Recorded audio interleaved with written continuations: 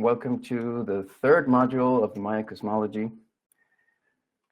In this module, we will finally begin studying the worldview, the ancestral philosophical and cosmological principles of Mesoamerican worldview. That's what I decided to call it.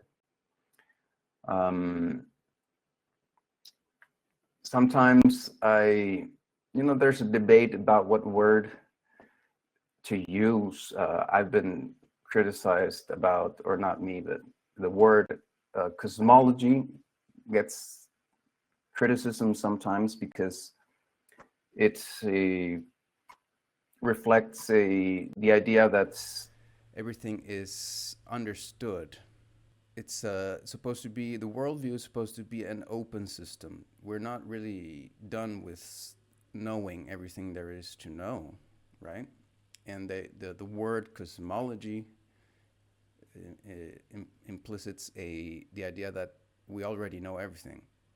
So that's why sometimes the word cosmology gets criticism, and they rather use worldview. But then, since we're going to see that the Cholquij or the Tzolkin or the Tonalpohualli is a closed system that mathematically interprets all of the creation, then it is kind of a cosmology. That's why I stick to the word cosmology. So we're going to see principles in this session, creation of the world in Maya pantheon, and we'll see if we get to 3.3, the 4 principles and elements.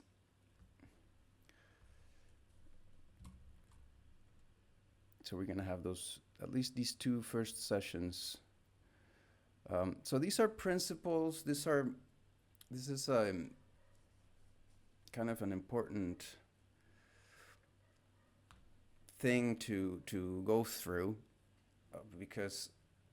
but then that it's important to me to tell you that this is just like an overview of this, and the real teaching of this happens while you live, right?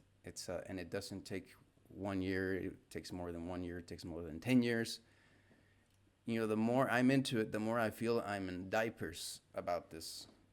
So it's a lifelong. It's not just a lifelong. It's a generational teaching or learning about how do we naturalize this. That's the real work, because we can intellectually go over it, and we can intellectually understand. We can sometimes even not understand intellectually, but let's say we do understand it. It really makes sense to us.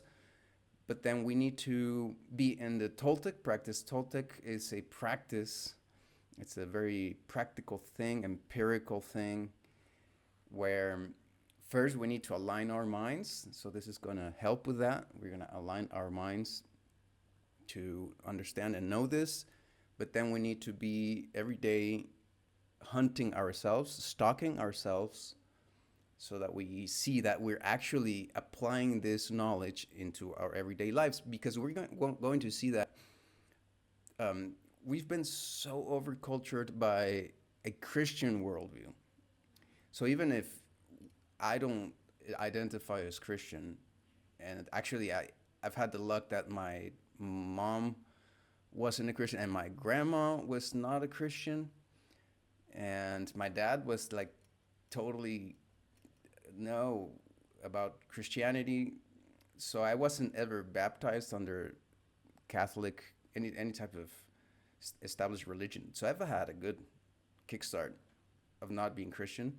But even then, I absorb or have absorbed or we tend to fall into the mind structures of Christianity, which is how society has been shaped in the world.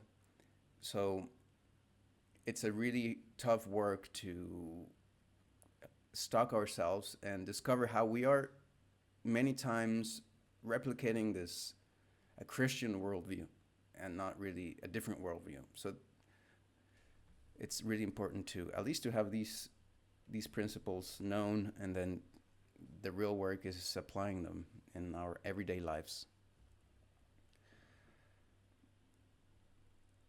Why does this take long? Okay. Well, first, Gordon is a great tool, a great teacher about this that can be called so many different ways.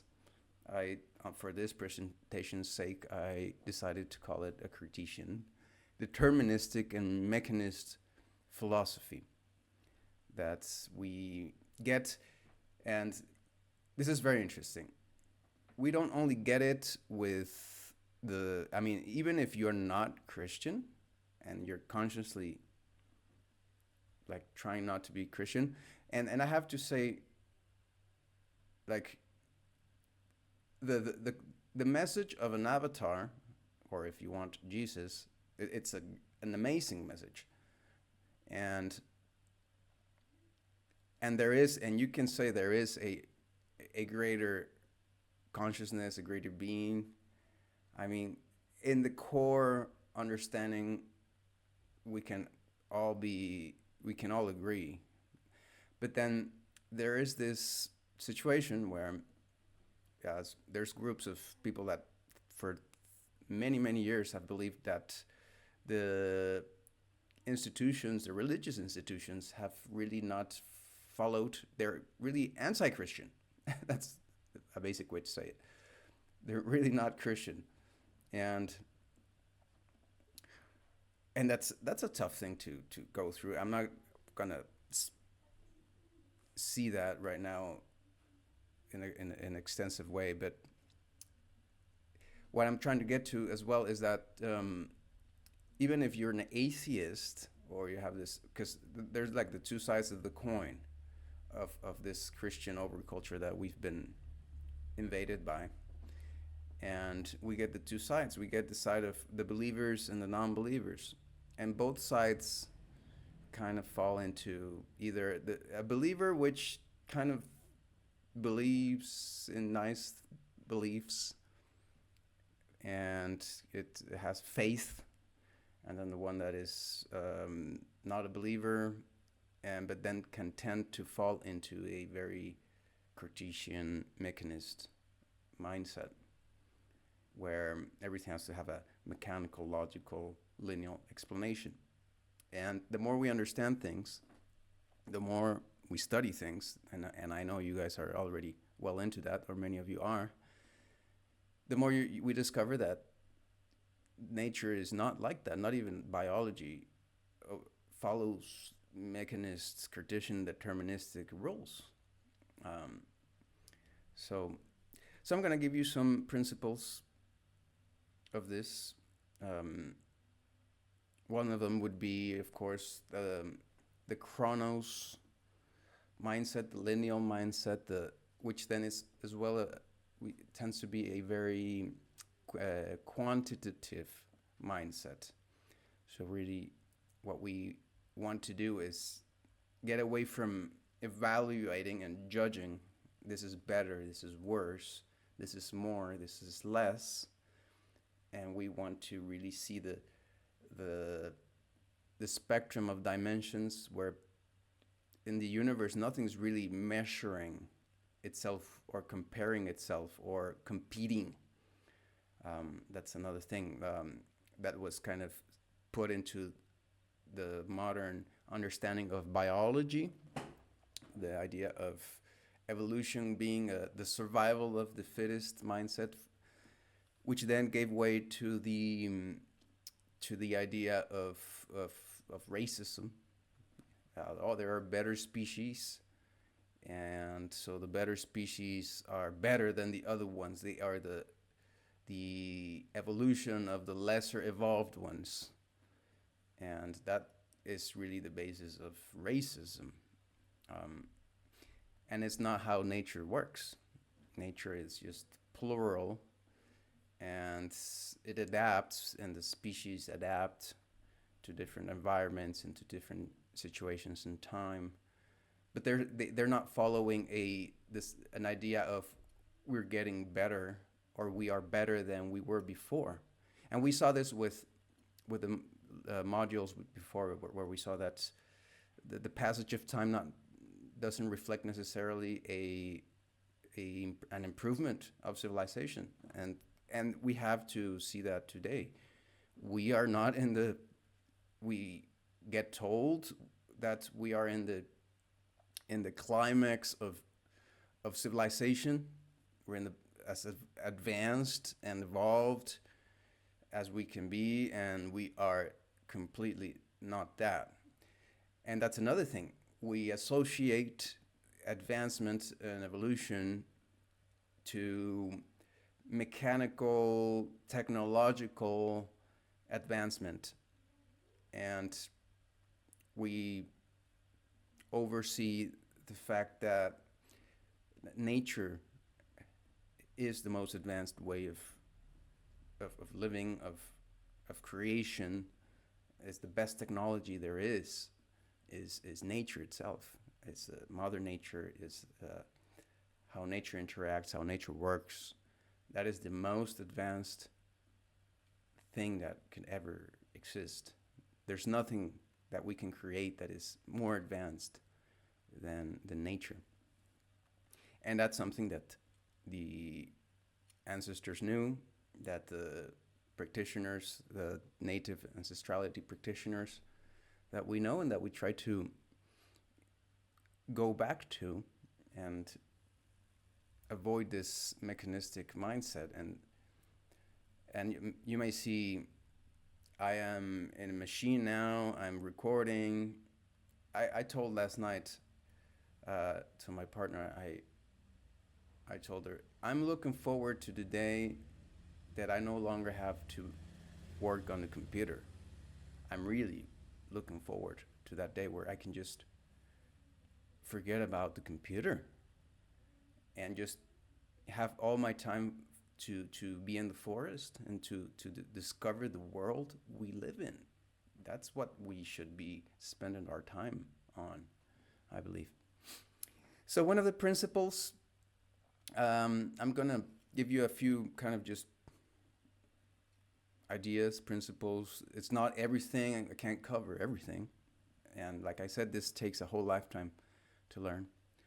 But kind of to put it in short words, consciousness creates reality, not the other way around.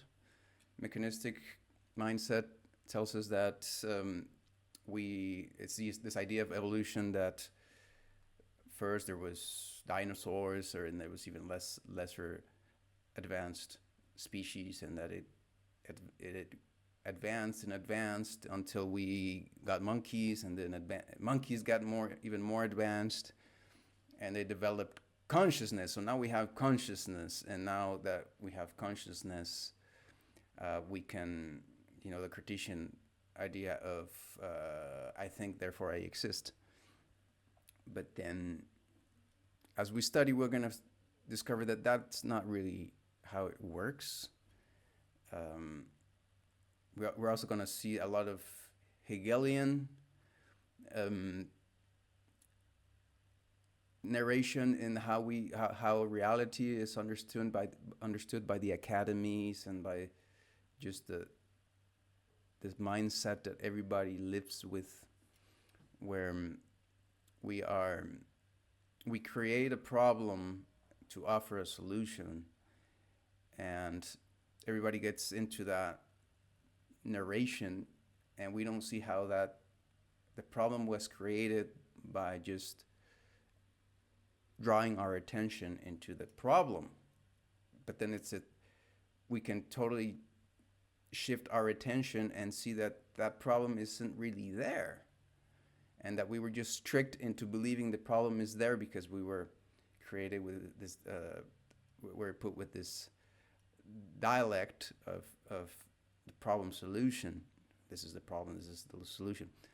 So this happens a lot, and it's a lot of work to get over with, and to get out of that mindset, and to naturalize in our everyday living that we are constantly creating reality by how we perceive reality.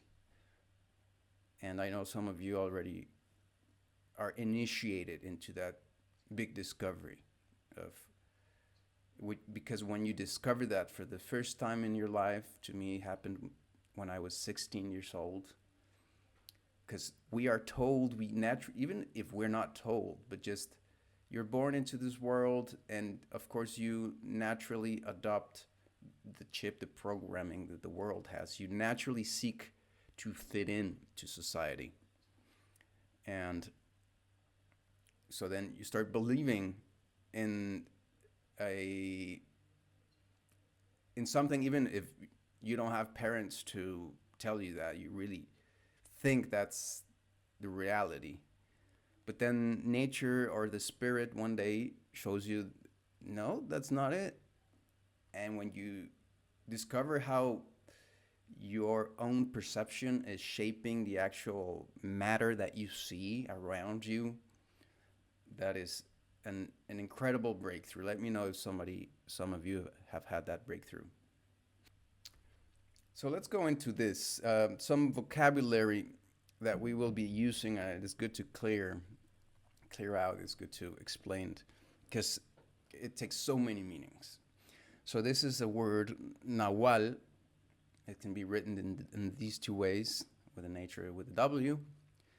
It comes from the Nahuatl language, but it's used in Mesoamerica generally. I mean, even Maya people use this word, even if it's not from the Maya language. I had the fortune of asking my Nahuatl teacher, or I don't even think I asked him. He came about into the conversation about the meaning, and it's interesting. So the etymological root for this word is nawi, which is the number 4 in just Nahuatl numbering. Se ome eyi nawi. Nawi is number 4.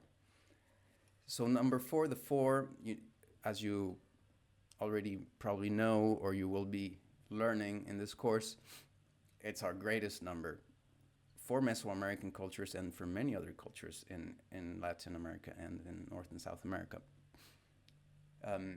It represents the 4 directions, the 4 elements.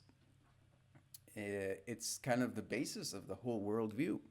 For the Dene culture, it's also very important. For many cultures, they have the 4 directions, the four colors, 4 elements. And so the word nahual comes from nawi, from 4. And it's the concept, and then there's a verb, which is nahua, which is to embrace. So when you have the 4 directions, like the 4 directions is like the shortest number that allows you to embrace a concept. So like reality, we can embrace reality, we can understand reality. Reality understands itself thanks to the 4th dimension, to the fact that we can have 3rd dimension and dimension of time. But then that's a very complex thing to get into, because that's one way we've been told, and it can be told another way, the story of the dimensions.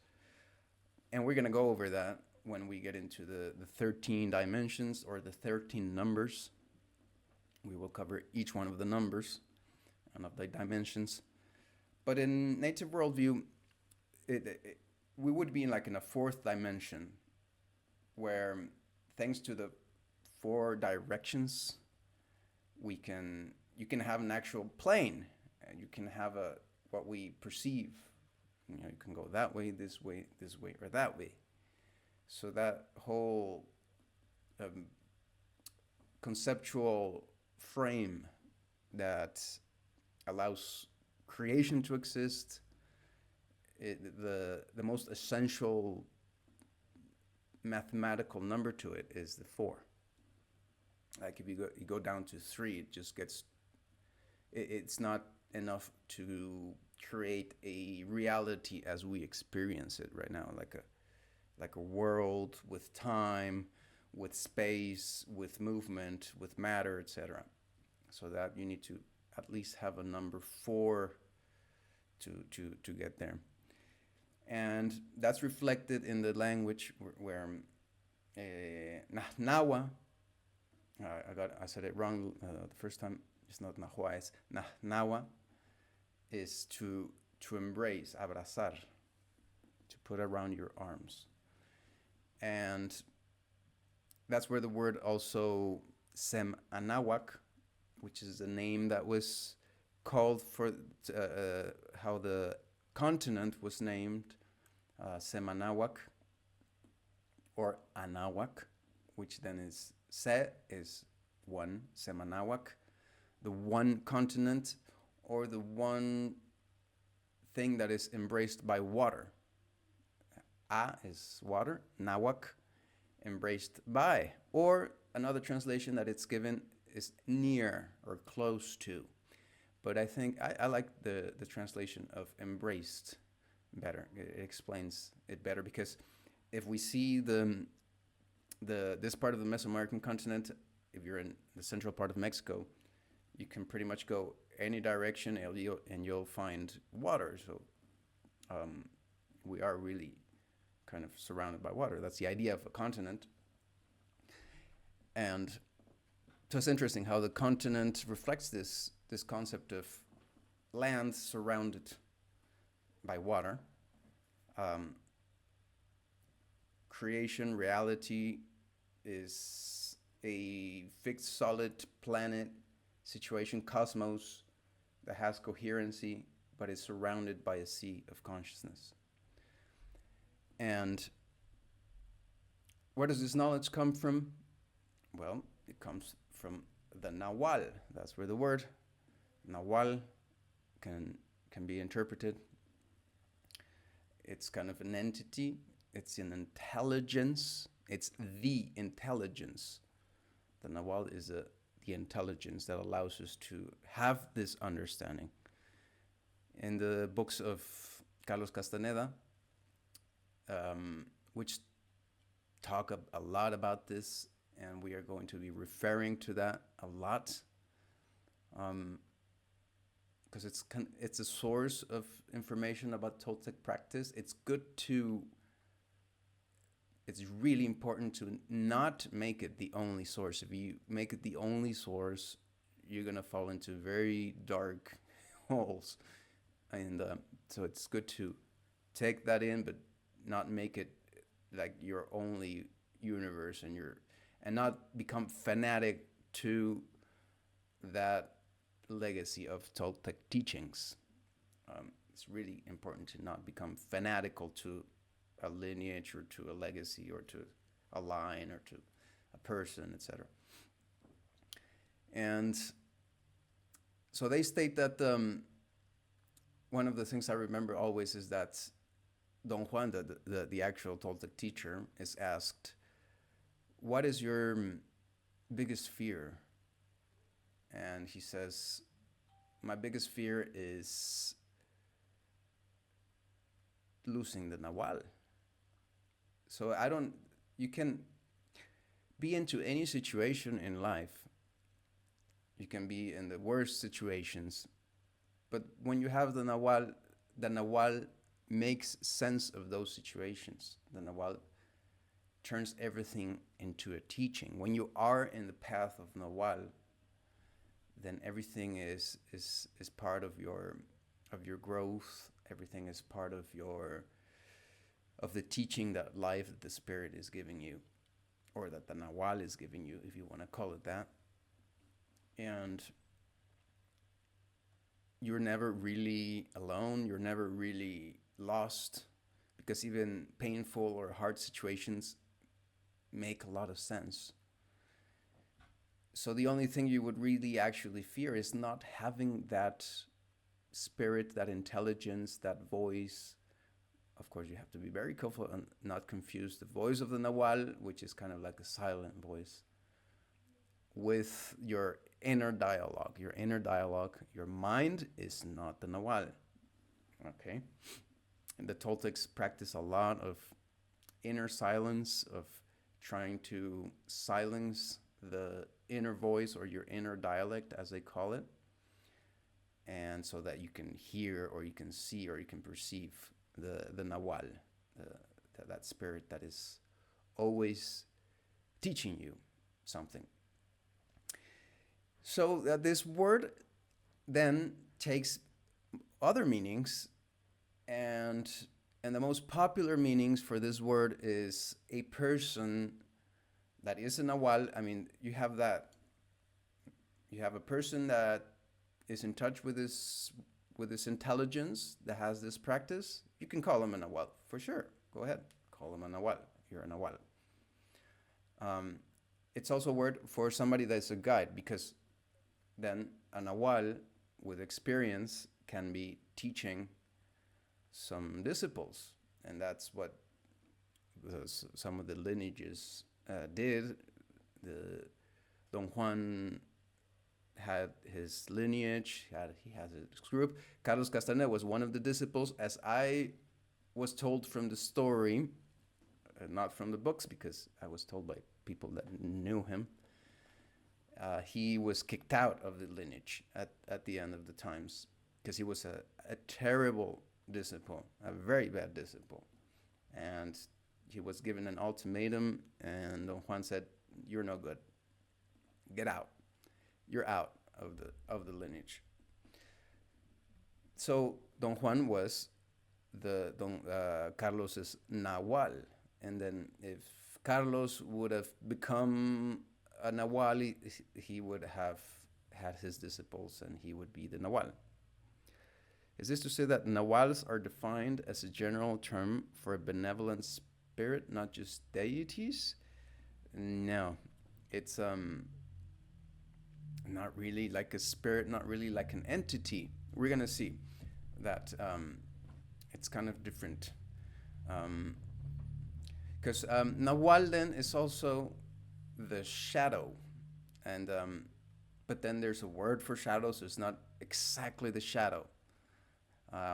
It's really complicated to explain it like in a quick way. This like takes sessions. This would take sessions, and I want to do these teachings. I want to go through it in more detail, but for that I do kind of a Toltec practice kind of course, or it hasn't happened yet, where we can have more time for this. So this is, well, one of the meanings that is popularly given to Nahual is the teacher, but then also like a person, right?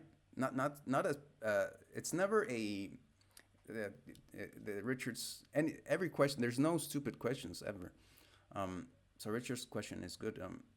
So yes, it's never really a spirit that is independent from a human. No, it's each human, each soul, or it can also be a non-organic being, will have its tonal and its Nahual. So it's a duality. So I was going to get into the tonali, into the duality of the Nahuali. So it's always a dual thing, tonal, Nahual. So tonal is daylight, is sun, is the energy of the sun. It's the same word in Nahuatl for sun is tonali, tonaltin, tonati. Different ways it's called when you mention the sun. Tonati, tonalti, or the deity of the sun for the post-classic Aztecs, Tonatiuh, the one that gives the tonali, the one that expels, Tonatiuh, the tonali. So everything that we're all solar energy. Everything that is alive is just accumulated solar energy.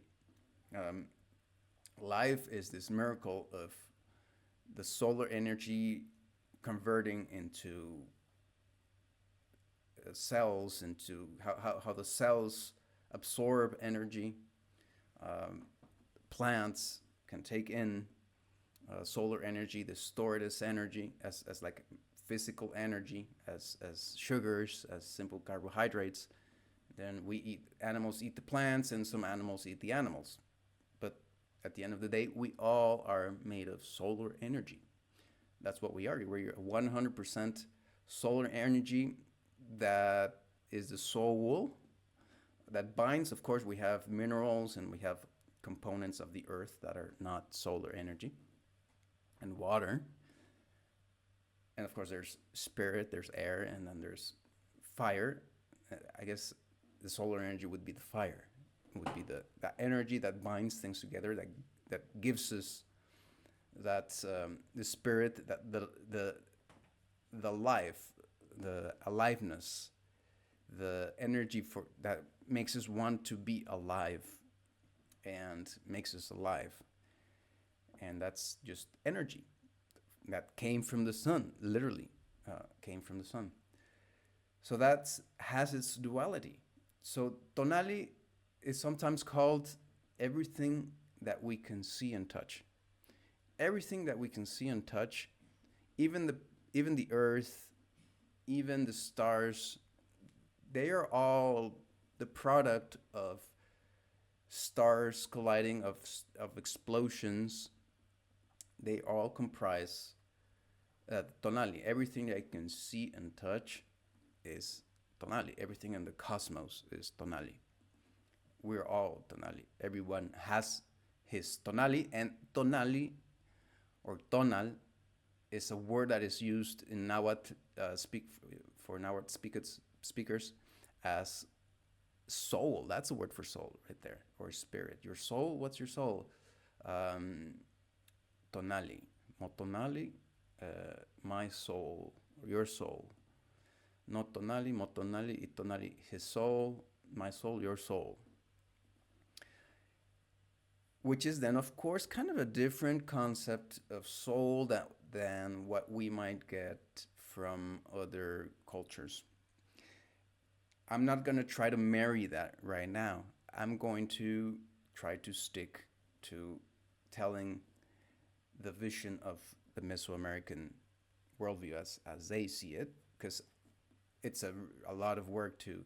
So the Chinese has this concepts. How do you marry that? Because we're talking about the same things, just in different languages, right? Yeah, kind of. And you can marry that, but it's a really, really tough work to do that. I'm not going to do that. So I'm just going to stick to telling you the Mesoamerican version of this. And in this version, tonali is everything you can see and touch. It's the whole universe. And then you would ask yourself, well, what else is there? That's the Nawali. It's everything that hasn't happened. Everything that is not there. Everything that is not visible. Everything, it's kind of the potential energy of the universe, of the cosmos. Everything can... And then, of course, science is getting there. Modern science, they can now talk about dark energy.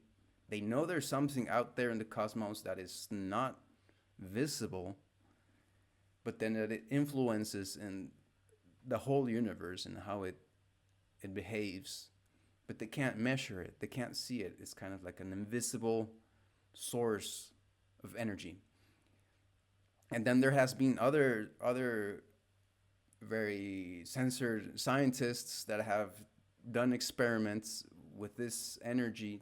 They known about it. They've discovered it, and they even tried to create machines and experiments where they can actually manifest it. They can actually see how this energy can come out of nowhere. There's like, you can create energy out of nowhere. It's kind of like I like to think of it like of potential energy. There's like a potential energy, and you can actually tweak with the tonali and open gateways or create kind of ways that a potential energy comes in. So that would be kind of the duality of tonali nawali. Nawali is also called sometimes, or the Nawal or the Nawali. It's called sometimes what you can't see and feel, but not what you can't see, but you can feel. Okay, but because the Nawali is something that it's not really you can feel it with your body, but maybe you can intuit it. Because we all have Nawali. That's the greatness of consciousness, right? Our consciousness, we can say maybe it's comprised of two things.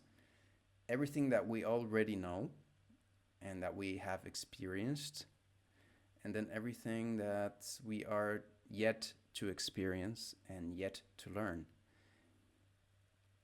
But then that we're yet to learn and experience at the same time is kind of already present. So it's kind of like an intelligence or a spirit, not a spirit as in a like an energy that is floating around or going around, but as a just like a message or an intelligence or a voice that is going to guide the tonali. The Nawali is what guides the tonali. So the tonali by itself is like just energy. It's the cosmos, doesn't know where to go, or it's just kind of, it follows some kind of growth principle, some kind of growth mechanic. It's not a mechanistic naturalist. It's what has been described by Occidental worldview, but then at the same time it does need some kind of greater intelligence to guide it, and that's what the Nawali is. This is really deep stuff and really complex stuff to explain and to understand and to perceive. Okay, so I'm really trying my best. So then in the Maya language, strictly in Peninsular Maya, the Nawal, which then is a word that can be understood and used by them, but it's kind of coming from Spanish and from Nahuatl. But there is a Maya language word for Nawal, which is Y, and it can be spelled these two ways, Y. So that is the equivalent of Nawal, and of Tonal would be Kin or Kij, which would be sun or sun energy. And then it's a title, be it the Nawal or the Y, that is given to the persons that, like the shaman. This is the word for a shaman, kind of. Nawal, he's a shaman. Él es un Nawal.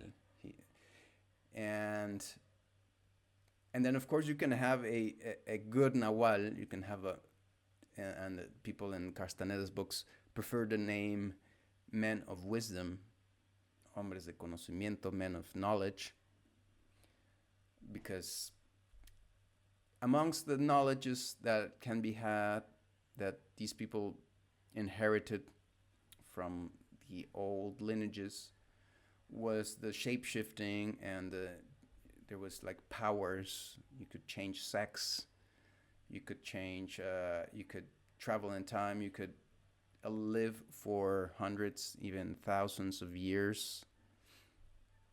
So these were powers that they discovered.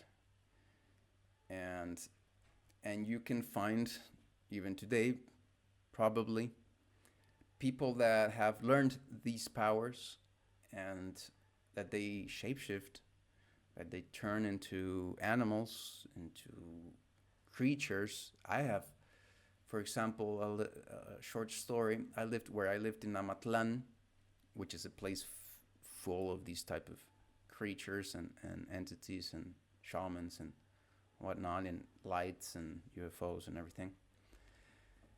I had a neighbor, and this neighbor was once walking with his wife next to the soccer field, and they see sitting on the soccer field a creature that was half a wolf, half a pig, and it had like red eyes, and he was like drooling, and so they saw it, like physically saw it. So the story is that this guy tells me because his wife is already in a mental asylum. Because basically, with this type of things, and with the world we live in, you really have to be very careful in what you tell. And I experienced this living in the United States because I was young when I lived there, and it was exactly the time when I was discovering this, and I would be so outspoken about it and so naive in not knowing that they're evil entities. The government is a very evil entity. It's like the most evil spirit that there is the government's, and of course the institutions, medical institutions, etc., all the corporations, they all work together.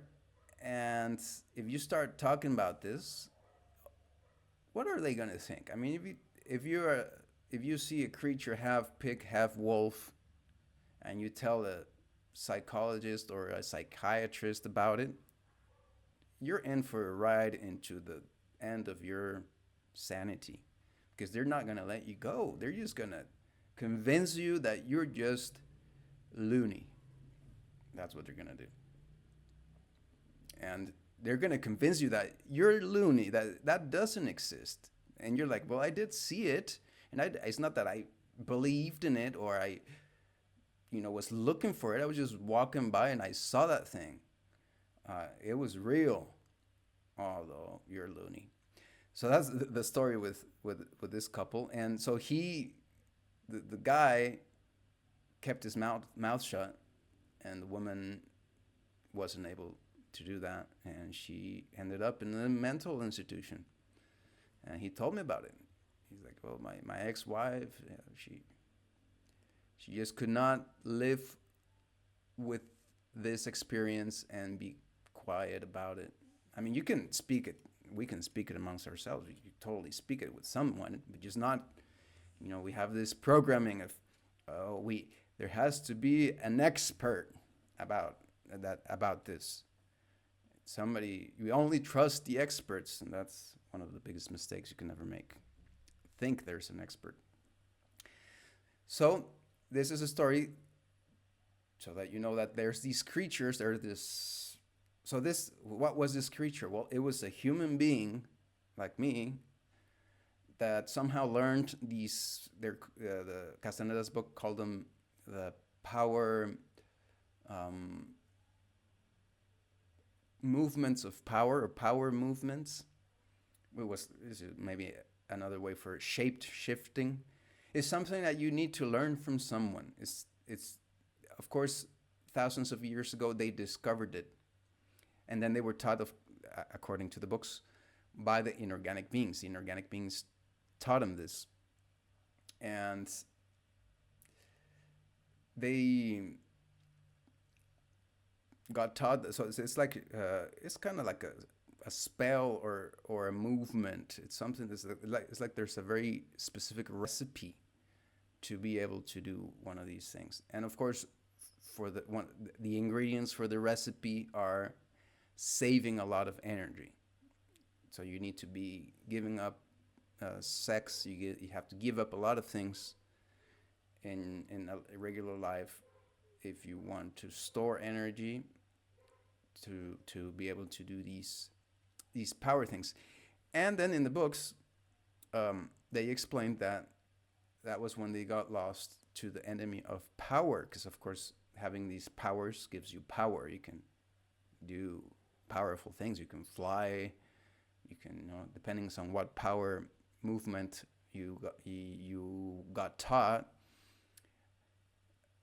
Another thing is that the people or the Nahuals that taught them these shapeshifts or these power movements, it had a price, and they had to pay the price, and the price was an awful price to pay, which is the price of freedom. You become, if you receive one of these power gifts, it's not really a gift.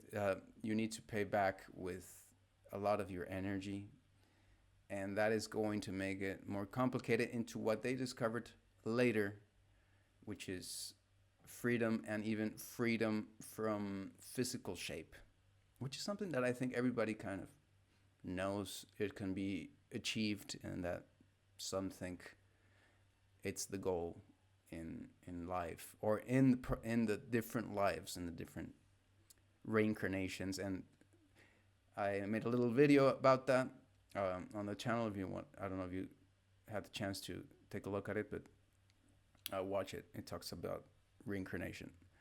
So just to clear out that if you hear the word Nahual, it's going to have all those different meanings. The most popular ones are going to be referring to these kind of people that have those powers and that shapeshift. But I need to clear out that that is not like the best thing that you can. I mean, you can be a Nahual, a man of wisdom. You can have a Nahual. You can listen to the Nahual. You can be a Nahual where you are guiding others. You're teaching others. You're the Nahual to others. But you're not into the power situation. You're not into these. You don't have these powers, and you're not stuck, which is good. You're not stuck in that. It's one of the enemies, and that I try to teach in the Toltec teachings. So that's one. But it's important for you to know. Nahual, if you hear it in Mexico, if you hear it and you read it in books, sometimes, many times, most of the times, is referring to these people that transform. But then I wanted to give you all the other meanings that the word Nahual can have. And in this course, I'm going to cover it even in more detail later on. The 20-day signs, which are in really tonales, they're really tonali or kin, they get called by the Mayas in the highlands of Guatemala, they get called Nahual, Nahuales, the Nahual. Today's Nahual says, it's kind of complicated, and I'm going to try to explain it, how it just gets turned around, and they call it, tonal, they call it a Nahual, but it has a sense to it, and I'm going to explain to you that, but remember this so far.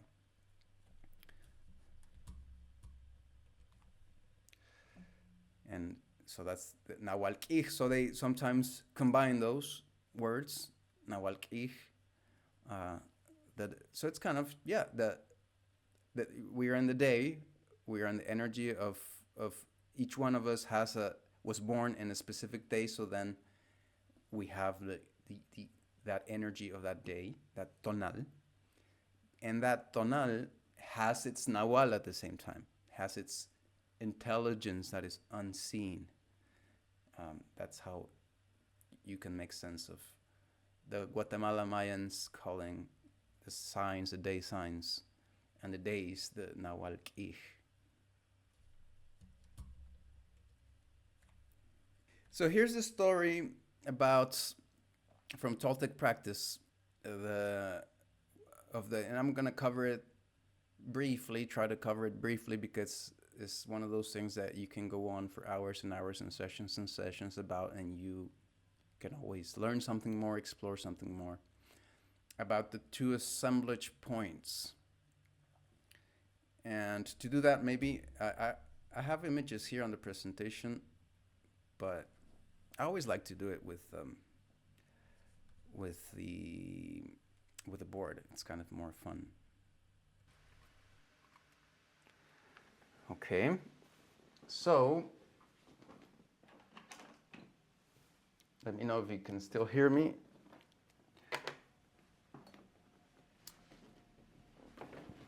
So this is the teaching that is given by the lineage or the lines of the Castanedas, Toltecs.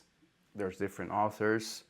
They all kind of share the same information. You'll find this in other places, but I'm going to include it in this course and in this teaching.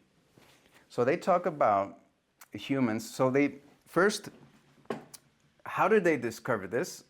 They say, well, they discovered it thanks to psychoactive plants. So the first time, thousands of years ago, when they took psychoactive plants, it allowed them to enter a different state of perception. And in that state of perception, they perceived the energy. You know, they were able to perceive energies that we normally don't perceive. We normally perceive just like the bodies, and we can hear sounds. We have like the five senses, but not always do we see like auras or energies that come in and out of us, which are there, but we don't see them that easily. So when you take psychoactive plants, well, it's not that you can see them, but to really see them and understand them, you need to fixate. You need to stop in that trip you're having. And that's something that took them thousands of years to develop, that ability. Because when you take a psychoactive plant, you kind of go on a trip, like, right? So one of the things you need to do is, in that trip, stay in another position. And that takes a lot of practice. And then it's the best way to really do this is to not do it through the psychoactive plants, because you can actually learn to do this, to shift and to fix what's called the assemblage point in another position without taking plants. So one of the things they started seeing is that with every human being, let's say we see a body, there's a sphere of light. So we all emit a sphere of light. And inside of that sphere, there are two little spheres which kind of look like as one. There's like one bright spot inside of the sphere, which is the assemblage point, or the assemblage points in plural. Because if you look close into that, you'll see that they are two spheres of light, or balls of light, which are called the assemblage points, which are always very close together. And they are always in one position within the sphere. So the sphere is the human universe. Human. So anything inside of the sphere is like the cosmos. We're talking about non-physical cosmos. We're talking about seeing things from a dimension that is not the time dimension. And humans have the ability to know and to be in all of that cosmos. And then outside of the sphere, there's a non-human cosmos, which is a place where you can travel to, but you can't really stay because we're humans. So when you take a psychoactive plant, what happens, so this place where the assemblage points are located is what you could call maybe this time and space, right? Time and space, like this, the now. But it's really more about the place where we all perceive things to be together. So one of the assemblage points is in the center of this time. It's assembled there. It's like fixed in that place. And that's why we have a body. The body gets assembled, created, because this one tonal, and we can call these assemblage points tonal, or tonales in Spanish, like plural of tonal, or tonals if you want to kind of say it in English. And so that's one of them is fixed, and that's why we can have a body. So the other one is right behind it, and these are supposed to be in our backs here. And this one, it's always really close by. So it's like This one is our consciousness. And another interesting thing is that if you're a man in this life, then the two assemblage points, one is masculine and one is feminine by nature. So if you're a man in this life, the masculine one is the one that's fixed and creates your body, and the feminine one is the one that is not fixed and does not create your body. And that switches around if you're a woman. So the one, if I'm a man, the feminine one, is my consciousness in the sense of, is this soul, because you can also call these souls, your assemblage point, your tonales, souls. So this one is the soul that is perceiving me. You know how you can actually perceive yourself, right? We have that ability to observe ourselves, to be aware of ourselves. Sometimes, of course, we're going to see how this gets all clogged up with crap, but in the best case scenario, we can have a lot of attention and perception about ourselves. And it's really close by. We're perceiving the same time, we're seeing the same thing with this one. So assemblage points is also like where our perception flows through. And so what happens when you take a psychoactive substance is that that the one that is not fixed, the one that's not your body, gets disassembled from that position and goes on a trip. Goes on a little trip. Can be far, can be this way, can be another way. It never really goes outside, but it can go outside of the human realm or the human sphere. But normally, it's always moving. And as I said, so the first thing that the Toltecs did, the ancient Toltecs, the ancient Nahuals, was when they discovered this, they said, oh, this is interesting. We can perceive different things that we normally don't perceive. Okay, we want to understand it and make it coherence, because when you're taking a psychoactive substance, there's no coherence. It's kind of all like messed up or kind of changing all the time because it's traveling. Your other assemblage point is traveling. So in this, what they sought to do is to choose a point and have it stay there. So that was like a practice that took them hundreds of years to develop.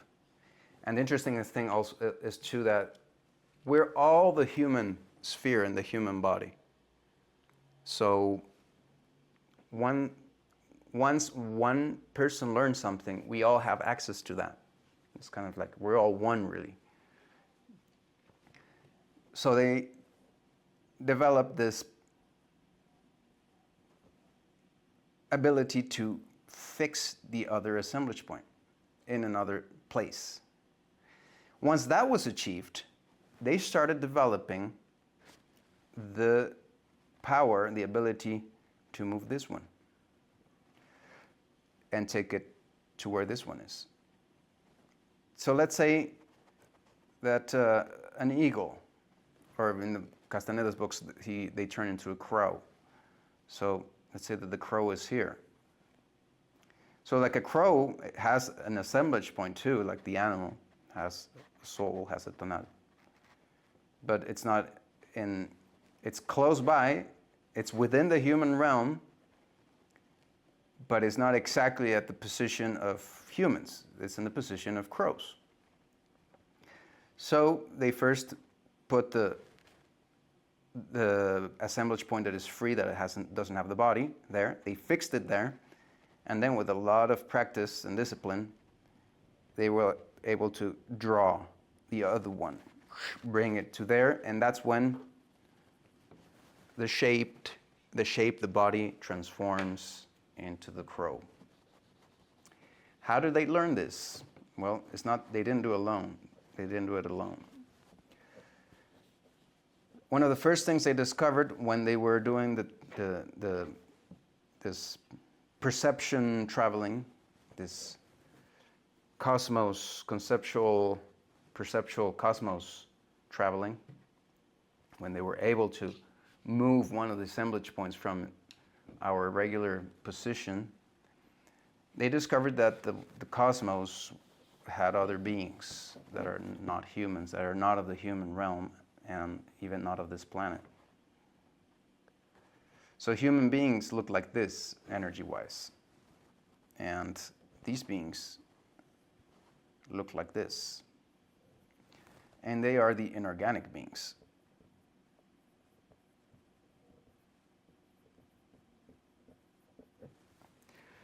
So our energy is very bright because of the sphere shape. So it's really bright. And it's really attractive for the inorganic beings. The inorganic beings, it said they are candlelight shaped. And as I've seen it, we have our assemblage points very close together, and they have their assemblage points very far apart and very up and down. So the inorganic beings are very, very sky oriented, one of their positions. They're like very angel-like, angel, and they're very demon at the same time, very demonic, angelical and demonic. And this energy configuration makes it so that they have a more knowledge of the spectrum of the universe, but their light is not as bright as ours. We are the bright lights here. We are the very bright beings, not them. So the ancient Toltecs discovered this, and they were like, well, can you teach me something? They started communicating with them, and they started teaching the ancient Toltecs. I think I have an image for that. So here is another graph of this. And they started teaching the ancient Toltecs, and they're the ones that taught them the magical passes or the magical movements, and how to shapeshift. But what the ancient Toltecs were not aware of was the fact that this was a trick. This had a price. And the price was that they opened up the human energy, the human shape, the human sphere, the human universe for this to come in. So we're now bound to them. And this happened a long time ago. And since then, we opened a portal so that they can come in. And they kind of regret this, the ancient or the heirs of the ancient Toltecs, which is kind of mentioned in the books. They regret this, and because they opened up the human energy to these beings to come in. So what happened to humans since that happened? Well, they learned these powers, but at the same time, these beings started to come into the earth and to come into the human realm. Yeah, and like Richard says, sounds like the fallen angels in the book of Enoch, sleeping with the daughters of man. Yes, this story has been told in all civilizations, all the cultures. If you search, it has this. The Anunnaki is one of those versions. So what I have reconstructed, like my version, and I might have mistakes in this reconstruction or pieces that are missing. But so far, I understand that energy that that here in Mesoamerica we did this, and I wouldn't know if they did it elsewhere too, or if this happened.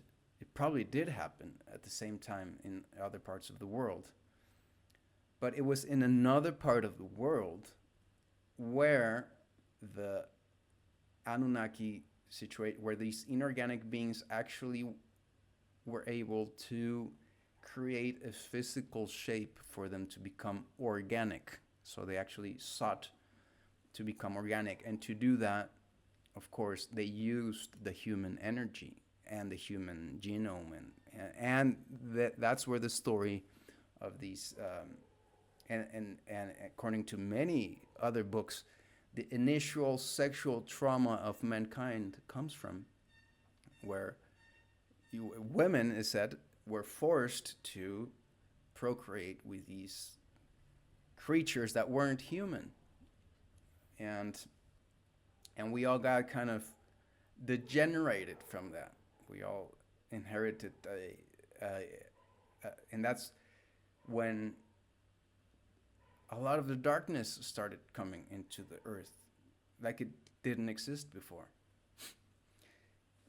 And I like to think that that happened, like that physical part of them coming into the earth happened in Mesopotamia with the Anunnaki, and that spread, and the place where it really grew and niched really well was in Europe.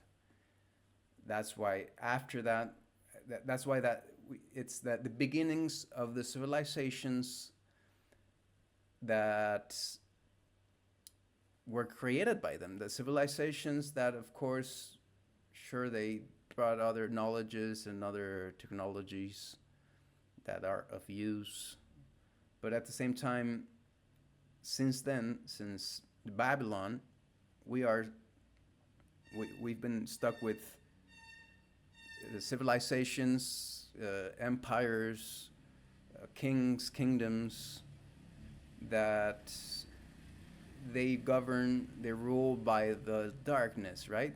They don't have love and good intentions. That's not the principle of their ruling.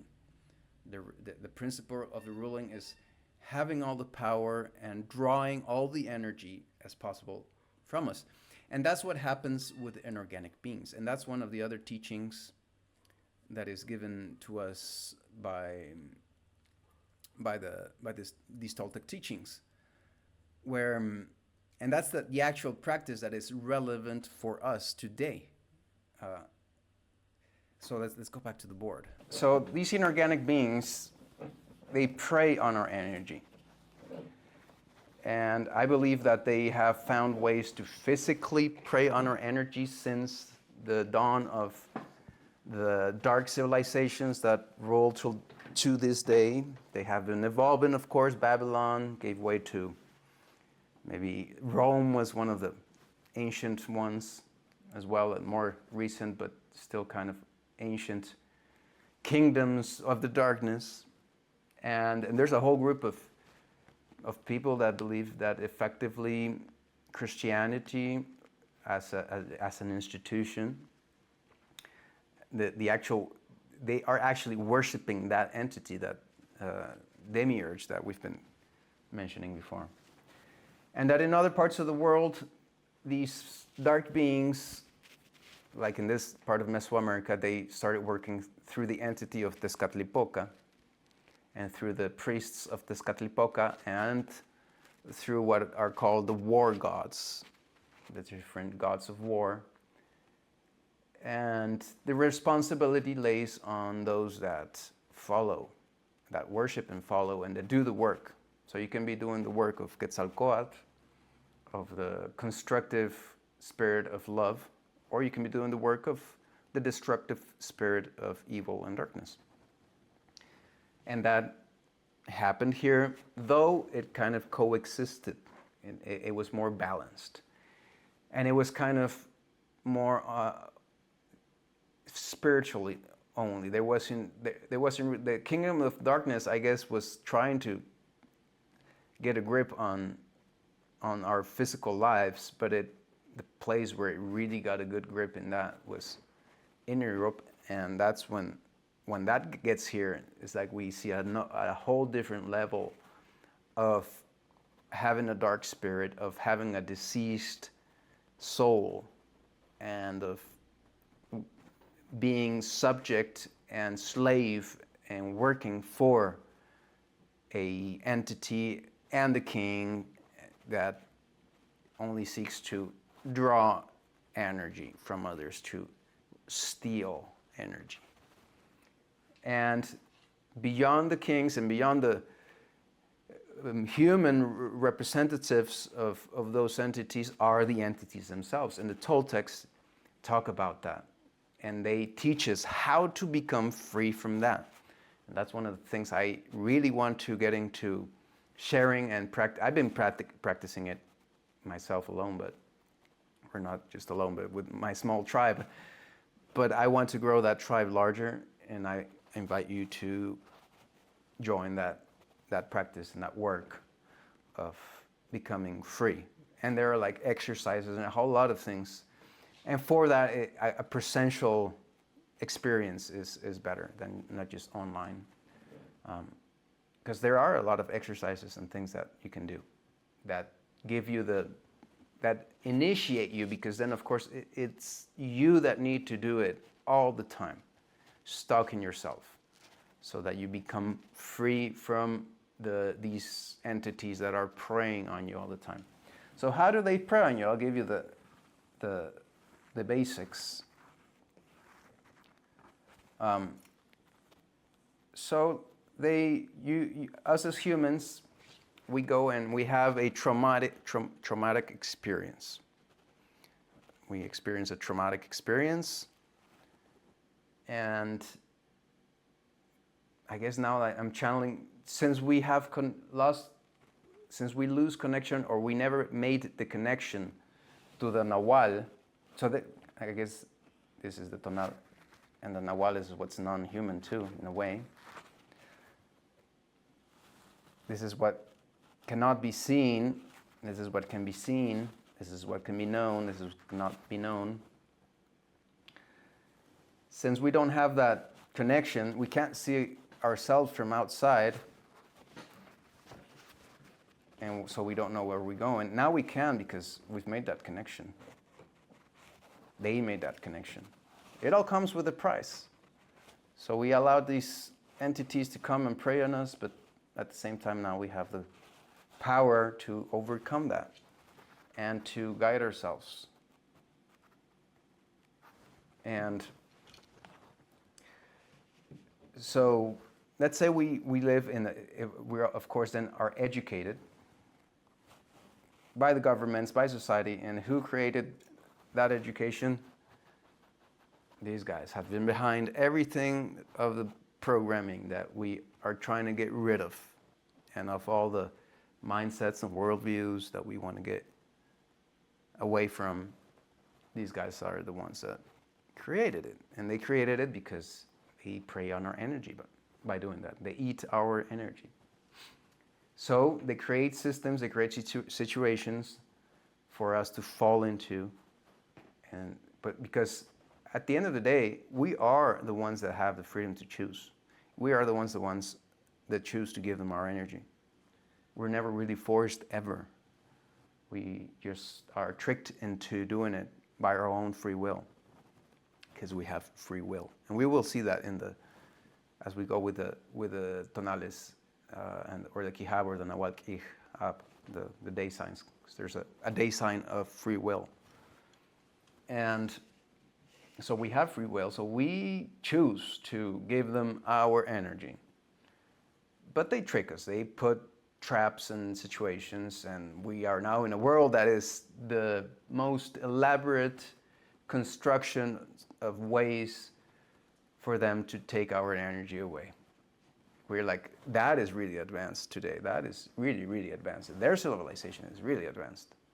Their systems of preying on us are really advanced. Not our civilization is actually maybe waiting for this to end so that ours can really begin.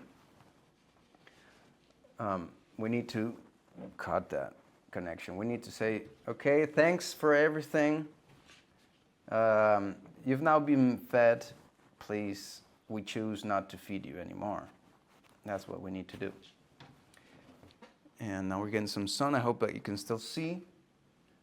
And so how do they do this? They trick us by education. And in our education, we're told that we're told by just replicating the energy, as we see our parents and we see society do. What do we do when we live an experience that might be hurtful or that might be traumatic or might be difficult? So we have, if you look closer, we have other two like spheres of energy, which are what they call the vital centers, which are on our kidneys. All right, on our kidneys are our vital centers of energy. That's like the source of our tonal energy. And so what we do is that, let's say somebody dies, right? And our perception, since we are kind of taken over by their programming in our assemblage points, in our perception and conception and mind, our mind is contaminated by them. We think that we need to feel pain and avoid that situation from happening again. So what we do is we take energy from our kidneys, from our energy sources, and let's say like that hurt came in from a specific place in the sphere. So we take energy from our kidneys and we put it there. We kind of splatter it there in our sphere. And then another situation comes and we don't know how to dance with it. We don't know how to be smart about it. So we just replicate what we see, we've been told, or we intuit, which is, oh no, I'm hurt. And a lot of this has to do with love, like love situations and relationships. Oh, he said something hurtful. I'm not going to,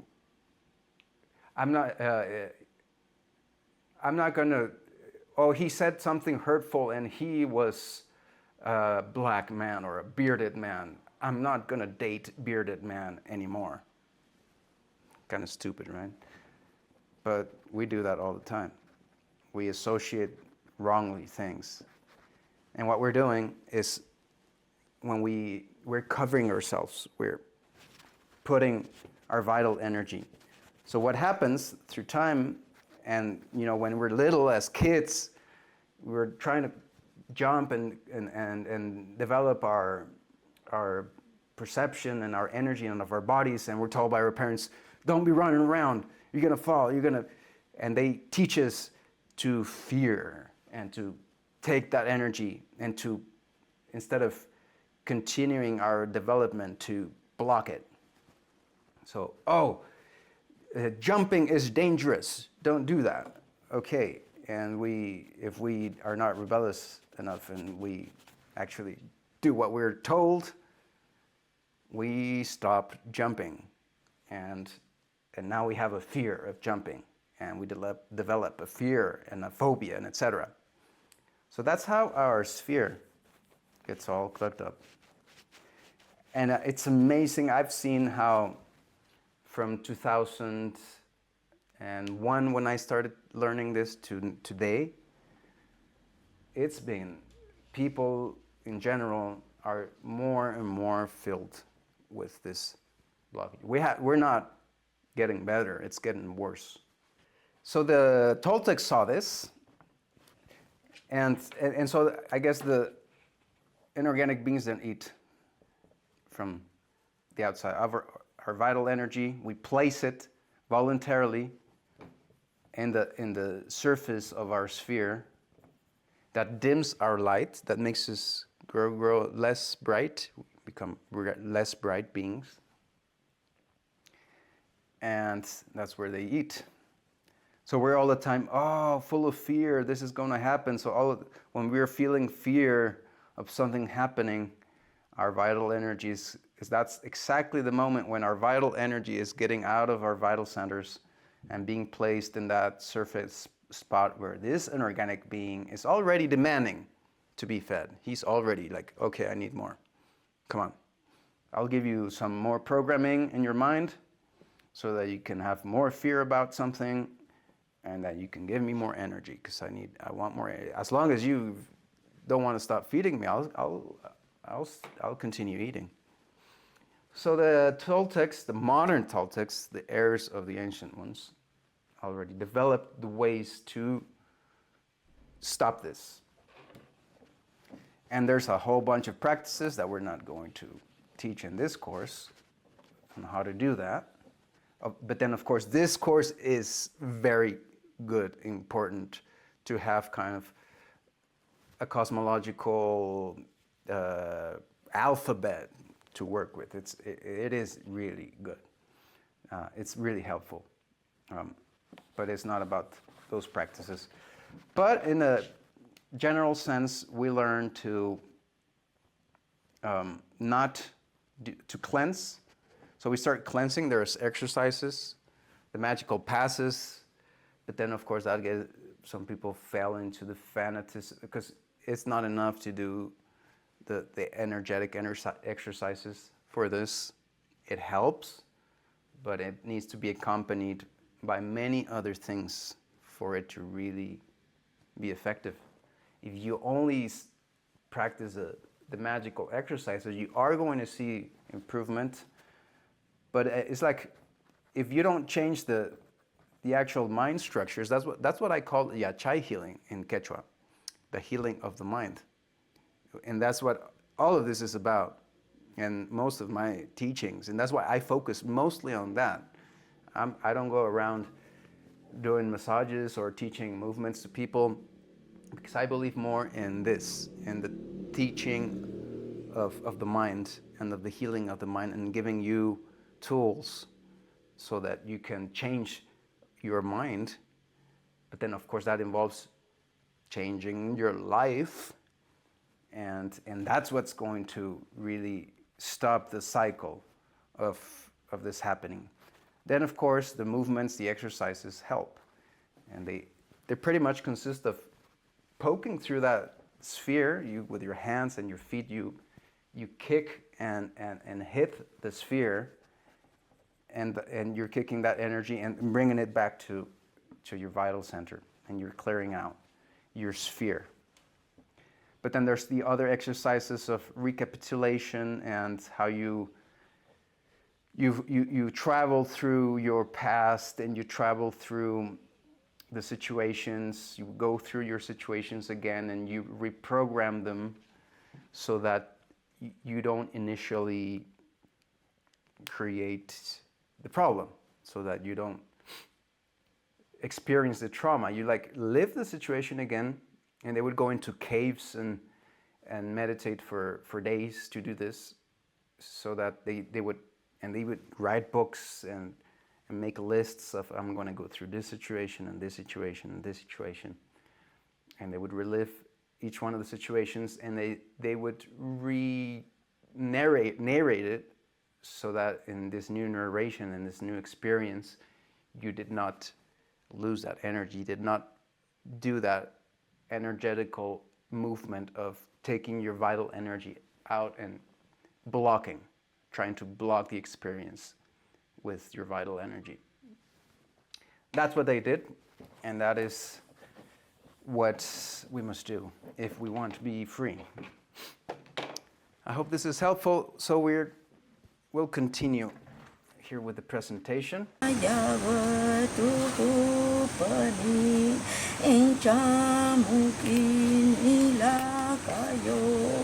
Kayo,